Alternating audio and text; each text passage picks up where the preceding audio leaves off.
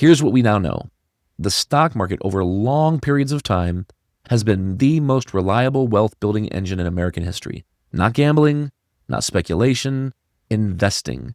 The key word being long-term here. The danger isn't the market itself. It's a poorly constructed portfolio, no defined time horizon, and no plan for when it inevitably goes down, because it does inevitably go down from time to time. That's exactly where a fiduciary earns their keep. Welcome back to the Retirement Fiduciary Podcast, a place where we have authentic, no BS discussions about retirement planning, investment strategies, and wealth management. Whether you're approaching retirement or if you've already made work optional, this show is for you. Now, here's your host, Adam Koch, President, Portfolio Manager, and Senior Financial Advisor at Libertas Wealth Management Group at libertaswealth.com. All right, everybody, welcome to the Retirement Fiduciary Podcast, Father's Day edition. We're going to talk about what our dad got wrong about money and what to do instead. This one's going to be a little bit of fun. We're going to go through a bunch of different lessons that many of us, I'm sure, learned from our parents. And just to be clear here, not everybody's dad was like this. Not everybody's dad said these things, but a lot of these things were stereotypes from the older generations, and I thought it would be fun to turn that into some education. So let's go ahead and jump into it here. First of all, happy Father's Day. We all love dad, right? But let's talk about money here. Our dads grew up in a completely different financial era, and depending on how old you are, that era could be even more different and more conservative than what we're going to talk about today. But if you go way back, pensions were the norm. You stayed at one company for 40 years. A savings account actually paid you something. Imagine that. The advice they gave us was rooted in real experience and genuine love, but the world changed dramatically, and it keeps changing. And following outdated advice in a new era can quietly cost us a retirement. Today, we're going to honor dad by doing something he'd actually respect, and that is telling the truth in this new era. Dad's generation lived through the Depression, the savings and loan crisis, and a lot of the economic uncertainties. Cash for our parents and grandparents felt like the right answer at the time, and for them, sometimes it was. What they didn't fully account for is inflation, the dollar, sitting in a savings account, losing purchasing power every single year, and over a 20 or 30-year retirement, that safe money can lose half its real value. Today, we talk about inflation risk, sequence of returns risk, which are really two ways of saying that playing it too safe is still playing with fire when it comes to our retirement savings. If we look at debt as another issue that maybe our parents and grandparents had, dads, grandfathers, they hated debt. That instinct obviously comes from a great place. Debt feels like a burden, right? And owning your home free and clear feels like freedom. But here's where the math sometimes works against the conventional wisdom. Now, if you're aggressively paying down a 3% mortgage, while your investment portfolio could historically be growing at a long-term rate of return of 6, 7, or even 8%, depending on how aggressive you are, you may actually be giving up ground, not gaining it. The real question isn't, do I have a mortgage? It's, what is the cost of that mortgage versus the opportunity cost of that cash? It's a fiduciary discussion, not a gut feeling conversation, but it's something that we all need to think about depending on what the interest rate is on our mortgage, what the market looks like at the time, and of course, inflation, which has been changing quite a bit this past several years as well.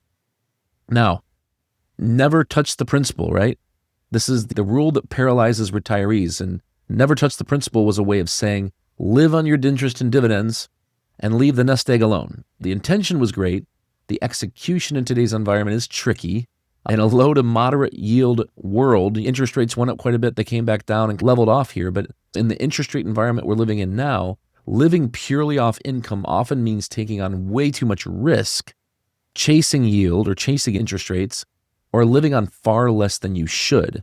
Modern retirement income planning is far more sophisticated than that. Strategies like dynamic withdrawal rates, total return investing, and bucket planning recognize that a thoughtful, planned drawdown of principal can actually extend a portfolio's life, not shorten it. And planned properly with the full-blown financial plan, we can actually front-load our expenses at a time when we're healthy, and we should be spending this money, right? Which might mean we're probably going to dip into that principal, but that's okay as long as we're front-loading it, and over time, we're not going to spend as much later in retirement. All of these are things that we need to keep in mind in this modern era. Now, Social Security. Our dads, in some of our cases, their grandparents, they came of age at a time when Social Security felt like this rock-solid promise.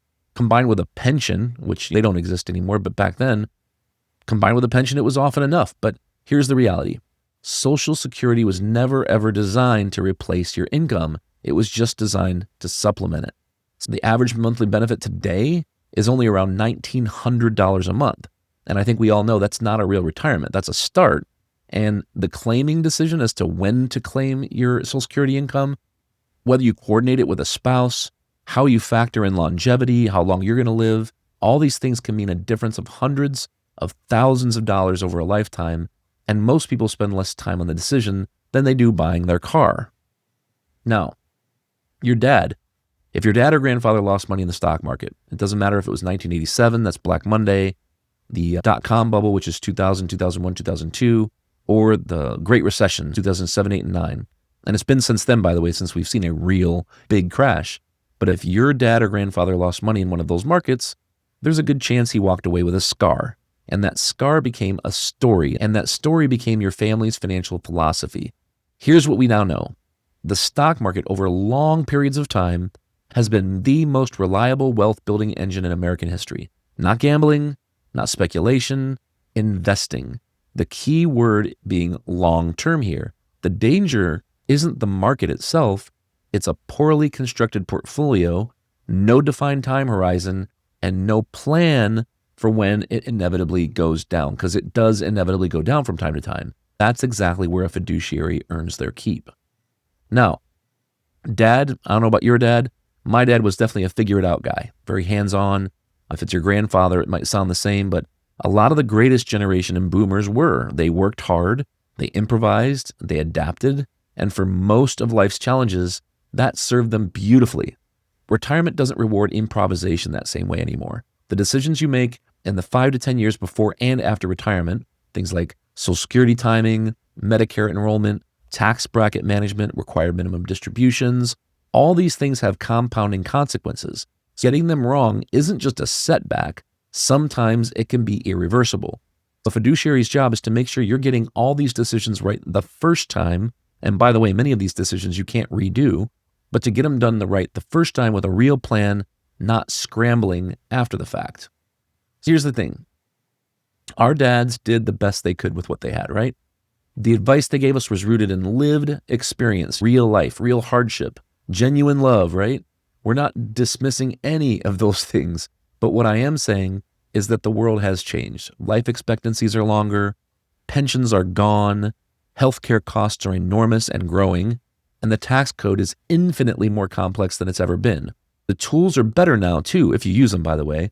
But if your dad is still around, maybe have this conversation with him. And if he's not, honor him by getting your own financial house in order. I think that's the best tribute there is. If you thought this was fun, if you got anything out of it, please, by all means, reach out with any questions. If you'd like a second opinion on your investment portfolio or retirement plan, or worse yet, if you don't have a plan and you would like to consider getting one, by all means, reach out, hit up libertaswealth.com. Click on that little button that says, see if we're a good fit for you, and we'll look forward to hopefully talking to you at some point in the near future.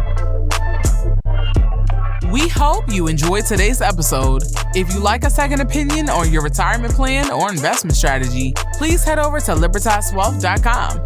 This podcast is for informational purposes only and should not be considered as legal, financial, tax, or as the basis for investment decisions. Always consult a certified financial planner or a fee-only fiduciary advisor before acting on any ideas discussed.